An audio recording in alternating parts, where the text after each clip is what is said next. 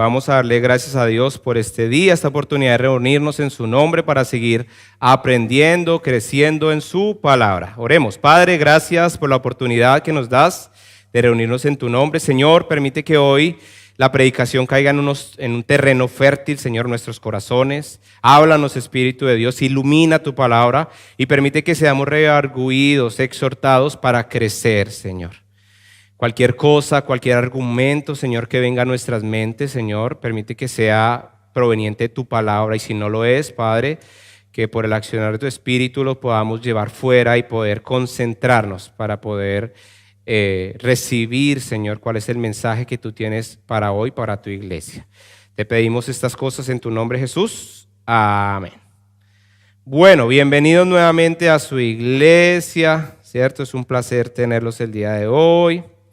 Seguimos en Hechos, ¿cierto? Hace 8 días estuvimos predicando un poco, estuvimos ministrando, ¿cierto? Fue un tiempo, muchas gracias, Richie.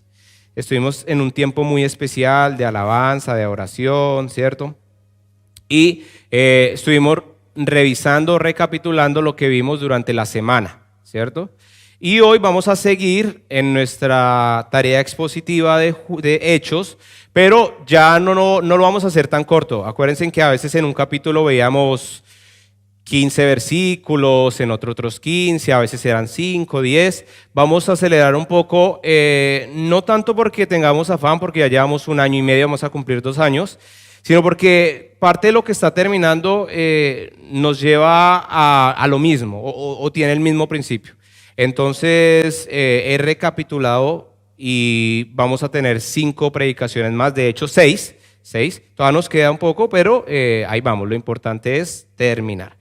Hoy vamos a estar viendo cuando el evangelio cuesta todo. ¿Cuál es la diferencia de esos 8 días? ¿Se acuerdan de esos 8 días cuál era? ¡Ay! Señor, gracias, porque una, ¿cierto? Cuando Cristo lo vale todo, y hoy es cuando el evangelio cuesta o lo vale todo, ¿cierto? Una pequeña diferencia, pero es donde estamos en el contexto, ¿cierto? Pablo está predicando y llevando el evangelio y esto es lo que a él le va a costar la predicación. Y hoy el punto, la idea central de la predicación del día de hoy es: el siervo de Dios puede perder su libertad, pero nunca su propósito. En lo último que terminábamos hace 8 días era en una profecía que le dan a Pablo de que si él continúa su viaje a Jerusalén, él va a tener sufrimiento y dolor, ¿cierto? Y Pablo, una de las cosas que orábamos hace 8 días era que Pablo no le importaba, porque Pablo estaba dispuesto inclusive a perder su vida en pos del Señor Jesús y el mensaje que había recibido. Así que ya hoy vamos a aterrizar en Pablo llegando a Jerusalén. Y realmente, ¿qué es Jerusalén para Pablo, cierto? Entonces, lo primero que vamos a ver, vamos a estar estudiando Hechos capítulo 21, desde el versículo 17 hasta el capítulo 23 y 35, versículo 35. No vamos a leer todos esos versículos, porque nos demoraríamos mucho tiempo exponiendo la palabra de Dios si vamos versículo por versículo. Pero, ¿cuál es la tarea que usted tiene de aquí a la otra semana? Leerlo, verificar lo que estamos hoy aprendiendo y pedirle a Dios que le permita profundizar mucho más. ¿Listo? Entonces, Pablo llega a Jerusalén, ¿cierto? Y en Jerusalén se encuentra con la iglesia del Señor que estaba establecida en Jerusalén. La iglesia de Jerusalén tenía una particularidad, principalmente era judía. Y Pablo había sido llamado a los gentiles, ¿cierto? A los gentiles, o al gentío, si lo quiere decir de esa manera. Entonces Pablo había tenido varios viajes misioneros, ya estaba terminando, y a este punto él está volviendo a casa, digámoslo así, después de sus viajes misioneros. Y él viene a decir qué ha pasado, cómo le fue, cómo estuvo todo. Entonces vamos a hablar 5 puntos, ¿cierto? Y el primero es cuando llega a Jerusalén y se somete. Pablo en este momento ya era un gran líder. Pablo había levantado varias obras, Corintio, Éfeso, tenía a sus discípulos, es decir, tenía un arduo trabajo debajo de sus espaldas y a un público un poco más difícil. No eran judíos religiosos, sino eran gentiles y muchos de ellos no piadosos. Pero el evangelio no tiene fronteras, no conoce cultura, el evangelio trasciende. Entonces Pablo viene. ¿Por qué hago este énfasis en que Pablo tenía autoridad, tenía conocimiento, tenía experiencia? Por la segunda palabra, ¿no? Porque Pablo se somete. Y uno de los principios que entendemos en la vida cristiana, ¿cierto? En la nueva vida, cuando nosotros nos sometemos, es precisamente entender que hay alguien por encima al cual le tenemos que rendir nuestras vidas. Y esto es lo que conocemos. A Jesús lo podemos conocer como el Salvador, y eso tal vez es fácil de entender. Él nos salvó de nuestros pecados, de nuestra aflicción, de nuestro castigo, pero a veces nos cuesta entender a Jesús como Señor, nuestro Señor. Porque si usted va a una analogía o a un ejemplo de nuestro entorno, del tiempo de Jesús, los señores eran aquellos que normalmente tenían esclavos, ¿cierto? Es decir, los esclavos tenían que someterse a su Señor. Por eso es que a veces la palabra de Dios habla que nosotros estamos esclavos del Señor. No en la manera en que nosotros vemos la esclavitud, sino entendiéndolo en que nos sometemos completamente a la autoridad del Señor Jesús. Es decir, somos, y ¿cuál es lo que nosotros decimos? Mi vida te pertenece, todo lo mío es tuyo, Señor, tú eres mi vida, ¿cierto? Eso en cierta manera es reconocer de palabras que Jesús es Señor, pero la pregunta es, ¿nos sometemos? Porque cuando usted se somete, hay algo que usted debe hacer. ¿Saben qué es? Obedecer. Si usted dice, los hombres, si se someten a sus esposas, pero no les hacen caso en la casa cuando dicen hay que lavar el baño, hay que ayudar en esto, en estas cosas, y usted dice, no, es que yo no me someto a nadie, yo esas cosas no las tengo que hacer. No se está sometiendo. Y acá viene y dice que si se somete, no se somete. La palabra de Dios dice que hombre sométase a la mujer y la mujer al hombre, como los dos se someten a Cristo, ¿cierto? Voy a leerles algunos versículos, que es el punto central, y la tarea es que usted lea todo lo demás. Hechos capítulo 21, versículos 18 y 19. Saquen sus Biblias. Hechos capítulo 21, versículo 18 al 19. Dice, al día siguiente, Pablo fue con nosotros, es decir, con el grupo de cristianos o de creyentes que le habían recibido, para encontrarnos con Santiago, y todos los ancianos de la iglesia de Jerusalén estaban presentes. Después de saludarlos, Pablo dio un informe detallado de las cosas que Dios había realizado entre los gentiles mediante su ministerios. Pablo, ¿qué hace? Informa a los ancianos cómo le fue, qué fue lo que hizo, qué fue lo que pasó. Yo imagino a Pablo contándole todo el sufrimiento, todas las prisiones, pero también mostrándoles que Dios estuvo ahí. Yo imagino por ahí diciéndole cuando lo sacaron de la cárcel, que cayeron los muros, ¿cierto? Contando todas estas cosas. Pero resulta que a veces lo bueno no es suficiente para la gente, porque a la gente lo que más le llama la atención son los chismes y los rumores.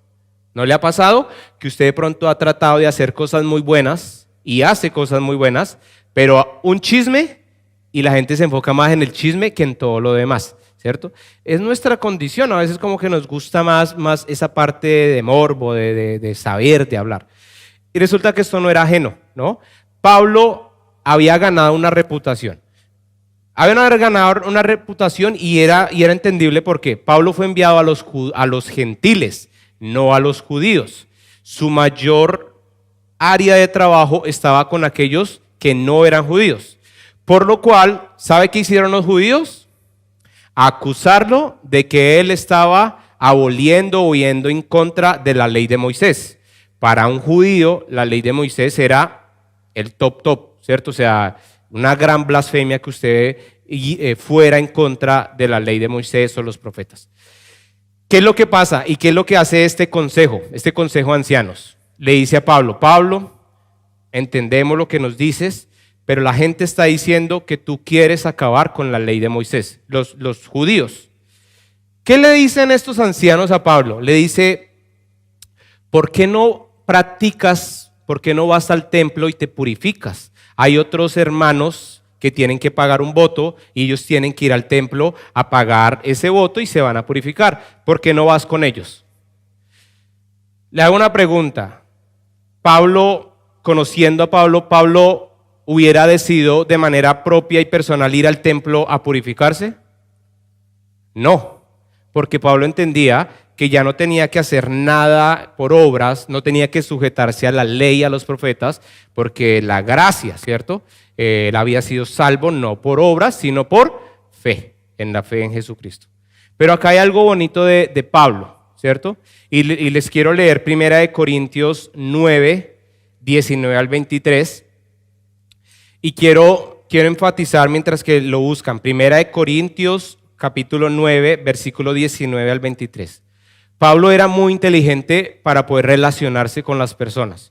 Y Pablo decía, así, ahorita lo vamos a leer, pero a palabra hablada, yo me hago al que sea y me hago conforme a su cultura, a su creencia, con tal de ganarlo para Cristo, ¿cierto? Es decir, Pablo en este contexto, los ancianos le están diciendo un consejo.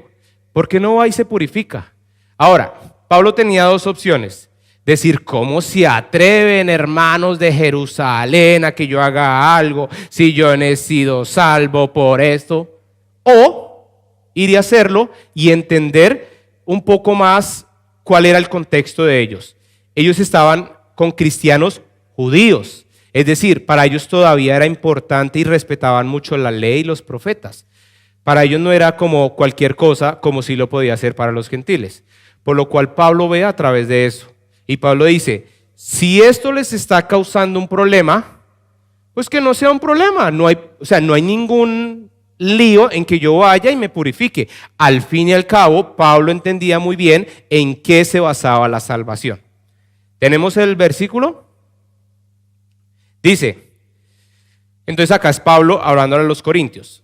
A pesar de que soy libre y sin amo, me he hecho esclavo de todos por llevar a muchos a Cristo. Cuando estaba con los judíos, vivía como un judío para llevar a los judíos a Cristo. Cuando estaba con los que siguen la ley judía, yo también vivía bajo esa ley. A pesar de que no estoy sujeto a la ley, me sujetaba a ella para poder llevar a Cristo a los que están bajo la ley. Cuando estoy con los gentiles, quienes no siguen la ley judía, yo también vivo independientemente de esa ley para poder llevarlos a Cristo. Pero no ignoro la ley de Dios, obedezco la ley de Cristo. Cuando estoy con los que son débiles, me hago débil con ellos, porque deseo llevar a los débiles a Cristo.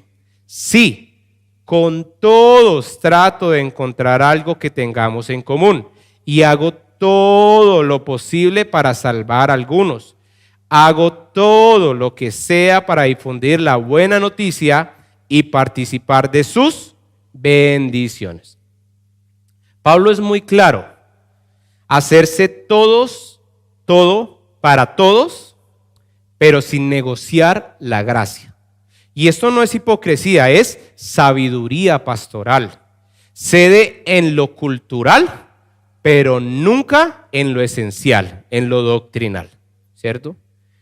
Y acá la pregunta es, ¿usted cómo está haciendo con sus relaciones? Porque acá a veces también lo malinterpretamos.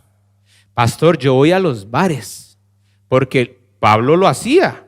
Se hacía a los judíos, a los romanos, yo me hago a la de la gente de los bares. Pues lo que pasa es que me invitan unos tragos y pues ¿cómo les voy a decir que no? Pues yo tomo con ellos. Y después, hijo, pero es que te he visto borracho todas las semanas. Pastor, pues ¿qué me estoy haciendo a ellos? No, ¿cierto? No podemos negociar los principios. Cuando usted negocia los principios, ¿qué testimonio va a dar del Dios que usted está creyendo? ¿Cierto? Es la gran diferencia. Lo que Pablo hacía, ¿cierto? Me invitaron a algo. Yo puedo ir, pero tengo mis principios, tengo mis valores. Ahora, desde ese contexto te lo puedo presentar, podemos hablar, podemos decir. Con mis compañeros de trabajo que son mecánicos, ustedes no imaginan que a veces las conversaciones más profundas que he tenido es allá cambiando un filtro y tratándoles de dar analogías de cómo con un carro, cómo con Jesús y demás. Y ha funcionado con algunos. Y les digo, soy sincero, porque en este momento nadie trabaja allá. Pero a veces salen con unas barrabosadas, o sea, pero yo digo, no hay problema, con todo de ganar para Cristo, de compartirles, ¿cierto? Hay que tener sabiduría para compartir el evangelio. Y lo que a mí siempre me gusta, porque a veces lo tomamos muy impersonal, ¿no? Es que es sabiduría pastoral para el pastor, para los líderes. Vuelva a lo personal, su familia, su papá, su mamá, sus hijos, sus hermanos, su mejor amigo, ¿cierto? ¿Cómo está haciendo? Es que solo hacen, bueno, vaya, ore, pero sea luz en medio de la oscuridad. No pretenda de que la luz llegue por ósmosis. Usted es luz, usted es la luz, porque la luz vive dentro de usted, que es el Señor Jesús. Entonces este primero, ¿cierto?, nos lleva a entender, Pablo llega a Jerusalén, se somete. Y el someterse es entender que usted puede tener experiencia, usted puede tener 1000 discípulos, usted puede hacer muchas cosas, pero si usted no obedece, no se está sometiendo. Si usted llega a esta iglesia y usted es nuevo y usted dice vamos a cambiar, vamos a hacer, haga esto, yo no hago ese curso porque es que yo soy. ¿Dónde se está sometiendo? Si no se somete, pues difícilmente, si no se somete a una autoridad visible, ¿cómo más se va a someter a una que no lo es? Como el Señor Jesús, nuestro amado Salvador.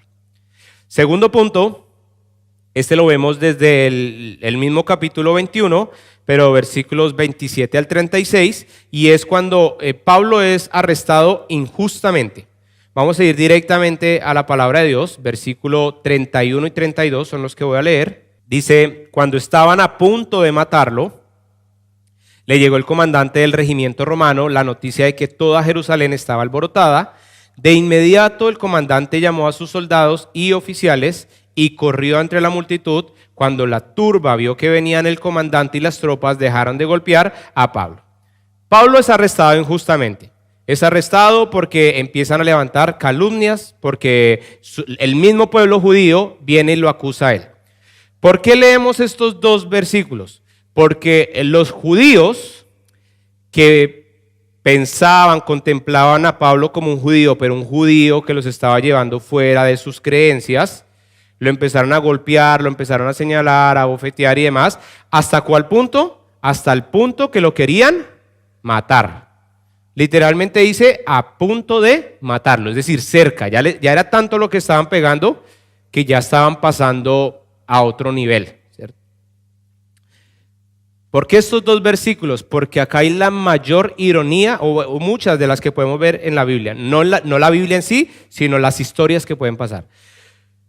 Pablo era considerado por los judíos un judío que los estaba llevando fuera de sus creencias, y por eso quisieron pegarle, ¿cierto? Lo quisieron acabar. Pero los judíos, ¿qué eran para los romanos? Perros. Lo peor, cuando hablo de perros, es que no los consideraban ni siquiera humanos. O sea, los pordebajeaban, los escupían, o sea, era lo peor que podían tener en la vida, eran perros. ¿Quién salva a Pablo de que lo maten? Los romanos, ¿cierto? No lo salvó otro judío, no lo salvó un cristiano, lo salvaron los romanos. Qué irónico, ¿no? Y la ironía no termina ahí, porque resulta que los romanos no lo salvaron por ser romano. Y ahorita, si usted sigue leyendo, ellos pensaban que era judío, solo que como había alboroto, lo salvaron. Esto es cuando uno ve la providencia de Dios, la mano poderosa de un Dios soberano que no necesita tener personas a su favor en su mismo ideal para poder interceder a favor de aquellos que obran en conforme a la voluntad de Dios. Porque usted diría, no, pues es que los romanos salvaron al romano de Pablo. No, ahí no estaba el pueblo romano, el imperio romano no veía a un romano, estaba viendo a un judío. Y los judíos veían a otro judío que dijeron, hay que acabarlo. Interesante, ¿no? Porque aquí él es salvado por los que no debían salvarlo y juzgado por los que se suponía que era su pueblo quien debía protegerlo.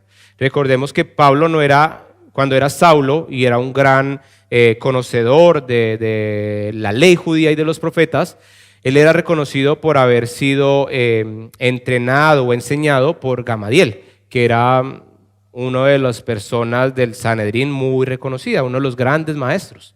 No era cualquier judío, pero aún así quisieron acabarlo, como lo hicieron con nuestro Señor Jesús.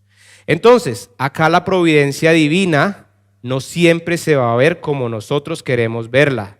A veces se ve como usted menos espera verla. Y acá es cuando hay muchos que tenemos peticiones que tienen que, en cierta manera, Dios tiene que hacer un milagro. Y usted mira a la iglesia y dice, en la iglesia nadie me puede ayudar. Y ahí es cuando nuestra cosmovisión de Dios es como, Dios solo ayuda acá en la iglesia y sus únicos instrumentos son los de la iglesia. Y no, la iglesia está para alabar a Dios, para edificar, pero cuando Dios quiere hacer algo, lo hace de donde lo tenga que sacar. Si tiene que levantar una ley para que muchos entren y consigan la residencia, ¿cierto? Porque vi un avivamiento, Dios lo hace, Dios lo va a hacer. Si tiene que levantarse un trabajo para que tú consigas un sponsor, lo va a hacer. Si un puntaje, no sé, no te ha funcionado y cambia la regulación y ese puntaje te sirve. O sea, Dios no está atado a nuestras mismas condiciones, tiempo, nuestras limitantes materiales. Dios está fuera de todo esto, ¿cierto? Y Pablo nos permite ver eso. Los romanos ayudando a un judío, o sea, es lo más irónico que podemos ver. Entonces, en este momento, él es arrestado injustamente. A pesar de ser injusto, Dios muestra su fidelidad a sus siervos y sus siervos que caminan conforme a su propósito, porque Pablo no estaba arrestado porque sí, él estaba arrestado por predicar la palabra, ¿listo? Entonces, si usted se da cuenta, siempre a veces acomodamos mal las fichas, ¿no? En el tablero de Dios. Usted quiere que Dios obre a su favor, pero usted hace otras cosas que lo llevan fuera del plan de Dios. Usted obra de maneras que no agradan y no muestran que usted se somete al plan de Dios. Entonces entienda, Pablo sí fue arrestado injustamente porque estaba haciendo el plan de Dios, obedeciendo el plan de Dios, y por eso Dios en su fidelidad buscó de donde fuera posible para poderle solventar la situación que tenía. Tercer punto.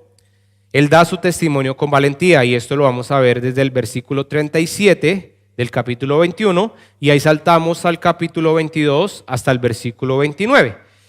Pablo aquí lo que viene a decir, yo era un perseguidor de cristianos, yo estuve enseñado a los pies de Gamaliel, yo pedí para que me permitieran ir a Damasco a perseguir, a acabar, yo estuve y a mí me botaron a mis pies las prendas de Esteban, que fue el primer mártir, ¿cierto? Y después él cuenta, y les voy a leer esta parte que es donde entra, Hechos 22, versículos 6 al 10.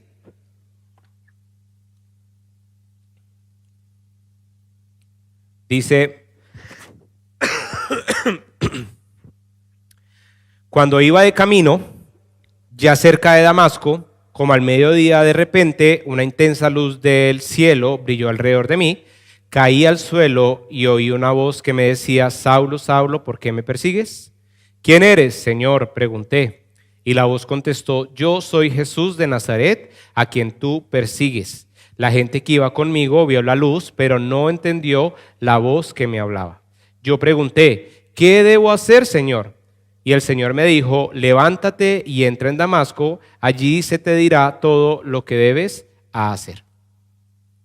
Pablo, ¿qué está haciendo acá? Está relatando ese momento en el que tuvo el encuentro personal con Jesús, ¿cierto?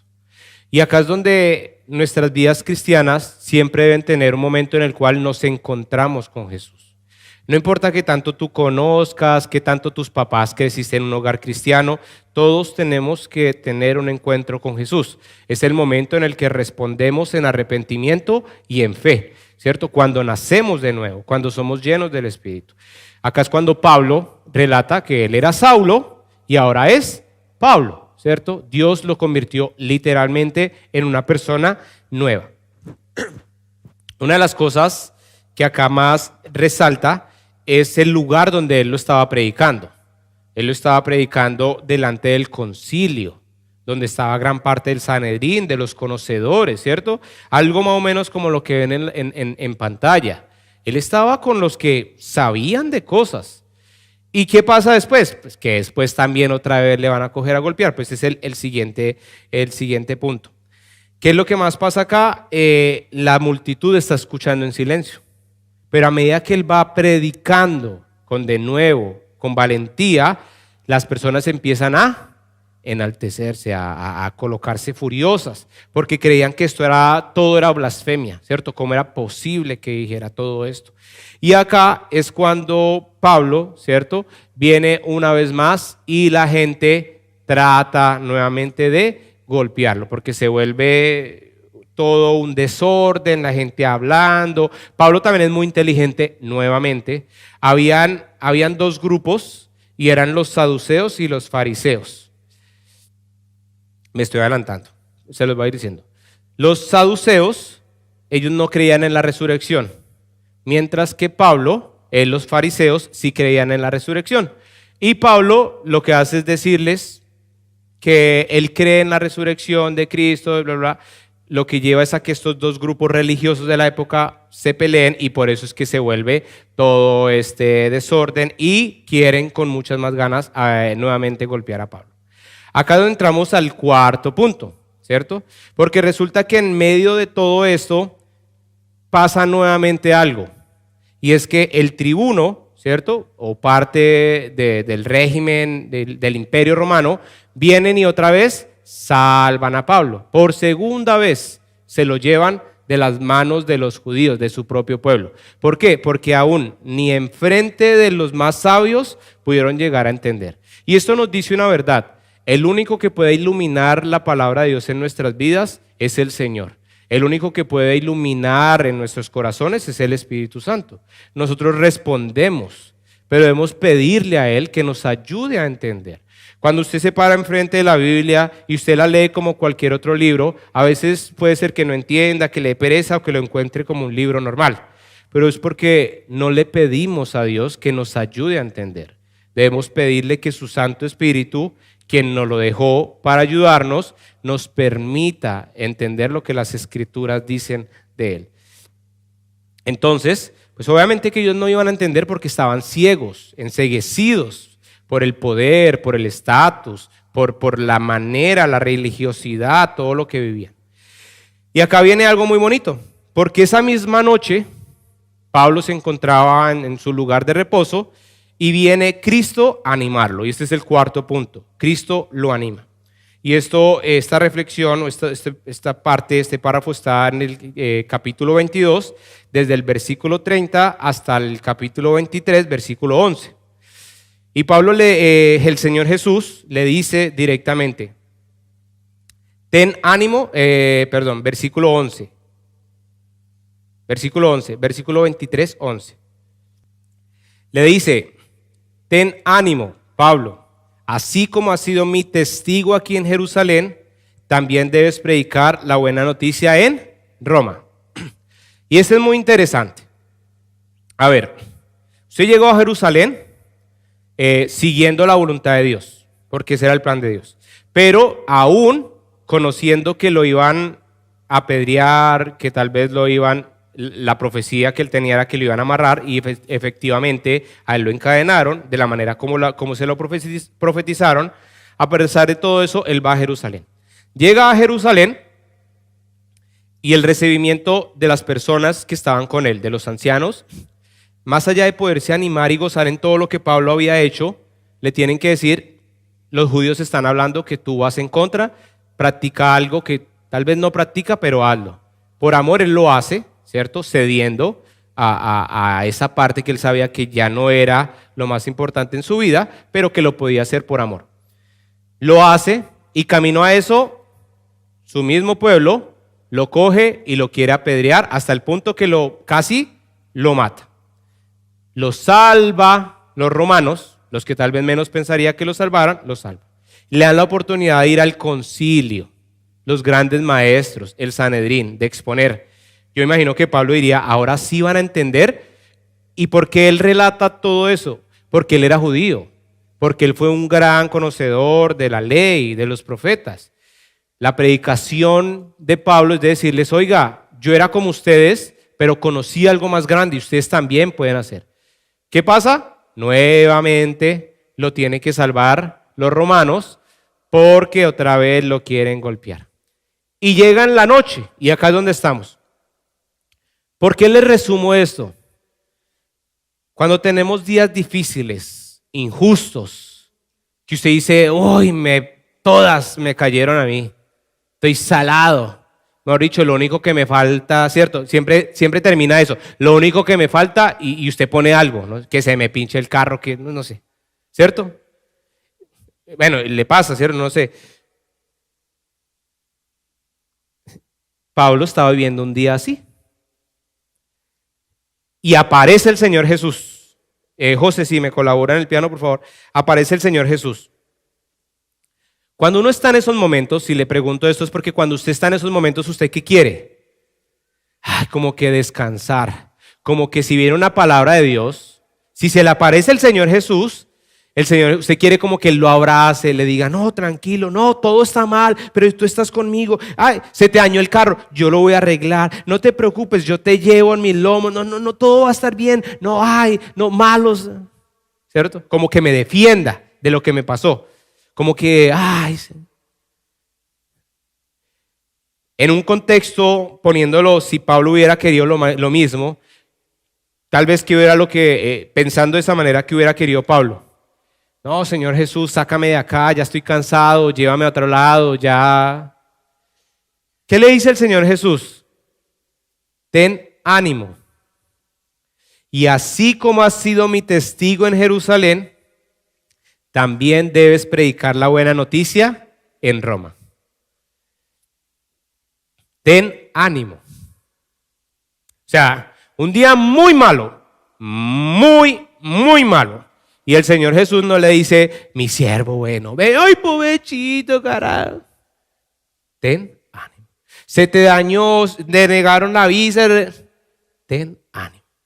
Y sigue, para que usted lo entienda, para usted, sigue en el propósito que tengo para ti. Porque es que si haber llegado a Jerusalén era duro, le está diciendo que ahora lo va a llevar a Roma, donde esa gente era dura. Lo único bueno es que él era romano. Y vamos a entender ahorita los planes de Dios. Pero lo que quiero hoy que tú entiendas respecto a este punto de que Cristo lo anima, a veces es muy fácil, ¿no? Hay algo malo en nuestras vidas y eso no es de Dios. Usted planea algo y no sale como usted lo está esperando, yo tal vez tomé una decisión equivocada. Eso como que no es así. Dios no está ahí. Lo más curioso es que uno antes, como pastor, como líder, le pregunta, ¿has orado por eso? Sí, pastor, he orado. Esta es la confirmación de Dios. Bueno. Pues entonces, ¿por qué cuando las cosas no salen como queremos, entonces no son de Dios? Y ahí lo que refleja es que a veces somos muy inmaduros en cómo vemos a Dios. Creemos que Dios no puede obrar aún en medio de las circunstancias difíciles. Pablo sí lo entendía y lo entendía muy bien. Pablo, no puedo decir si sabía que todos estos procesos de estar en la cárcel y de estar tan cercano al Imperio Romano era lo que le iba a llevar a estar en Roma. No libremente, encarcelado. Si Dios le dijera hoy a usted se va a quedar en Australia. Gloria a Dios, amén, aleluya, Señor. Ahí sí cantamos. Pero porque te vas a ir a Darwin a abrir ministerio.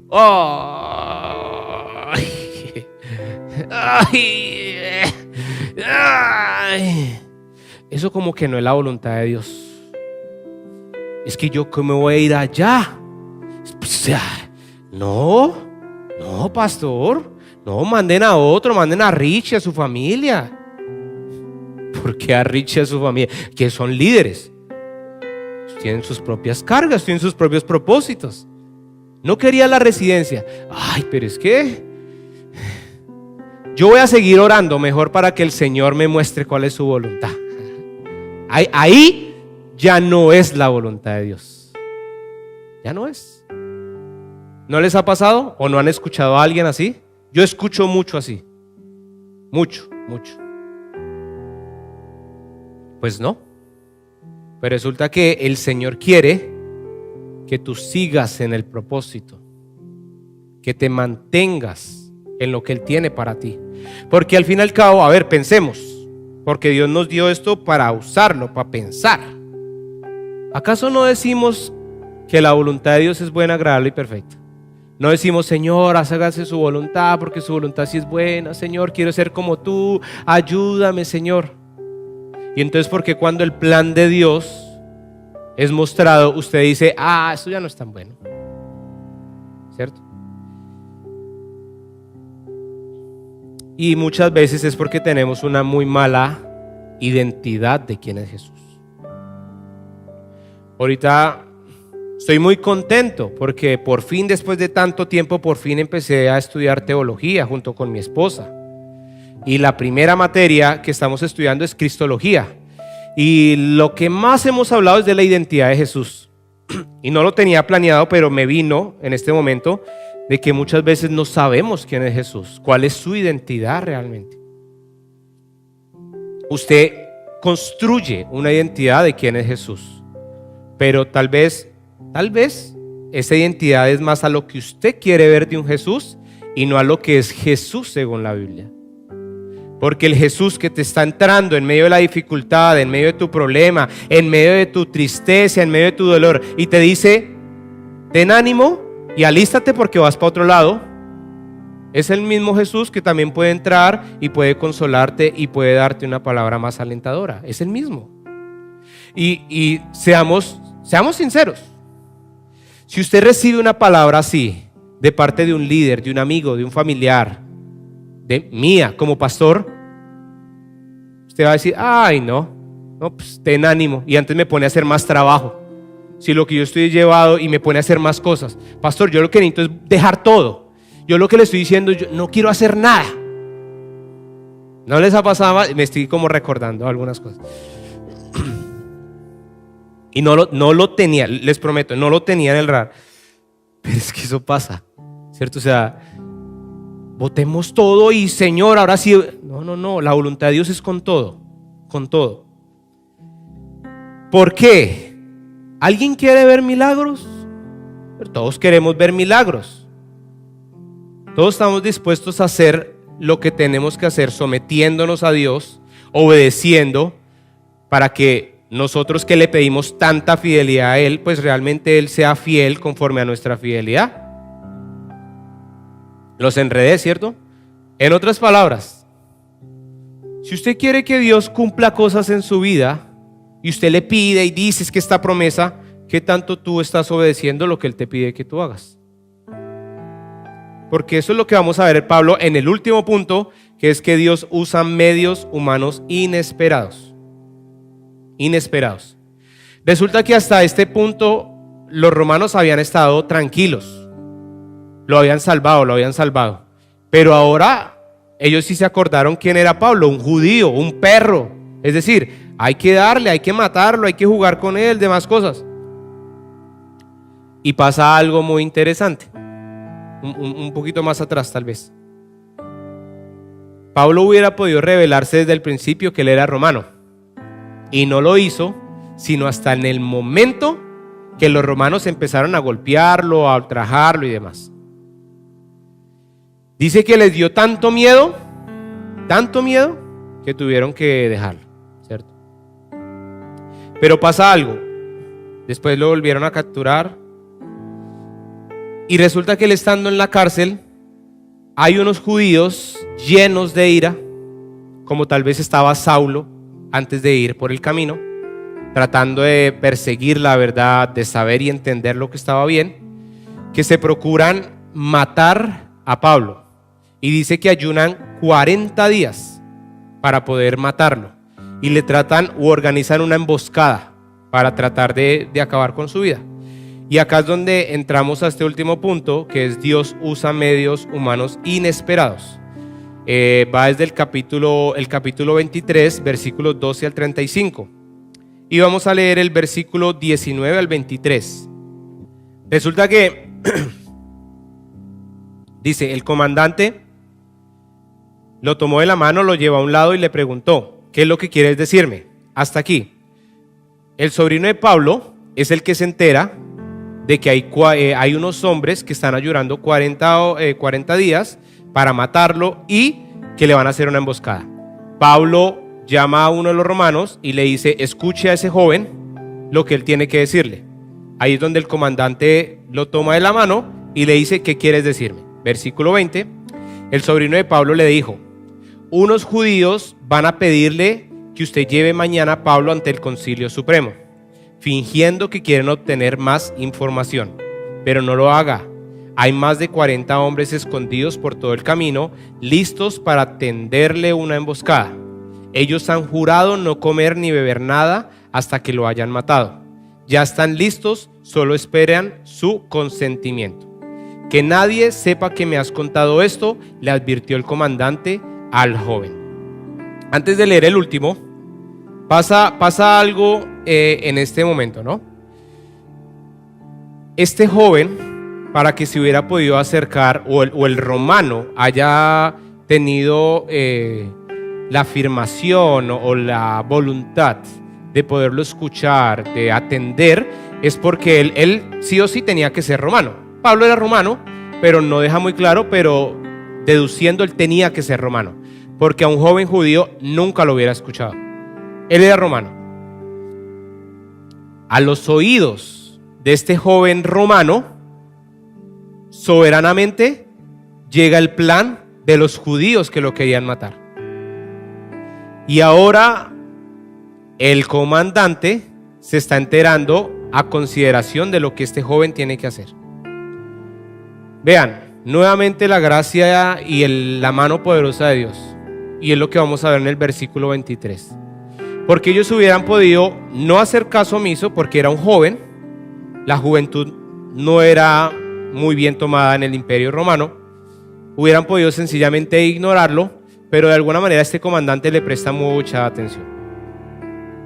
Y no solo le presta atención. Versículo 23. Entonces el comandante llamó a los 2 de sus oficiales y les dio la siguiente orden: preparen a 200 soldados para que vayan a Cesarea esta noche a las 9. Lleven también 200 lanceros y 70 hombres a caballo. ¿Qué hizo este comandante? Lo blindó. Dice que le dio hasta caballo a Pablo para que fuera. Y él llegó donde el emperador, el Félix creo que se llama, y pasó todo este tema. No le pasó nada a Pablo. ¿Quién guardó la integridad de Pablo? Los romanos. Vea, uno a veces podría esperar que mandara un ángel, porque Dios ya había mandado un ángel a preservar la vida de Pablo en algún momento. Sí, cuando lo sacó de la cárcel, en algunos otros momentos. Lo había podido hacer, o había podido levantar un grupo de creyentes. Lo hubiera podido hacer, pero sigue usando los que en cierta manera eran más despreciados por toda la creencia judía cristiana. Los romanos, porque los romanos eran gran perseguidores. Dios los usa, y no los usa dándole un caballito.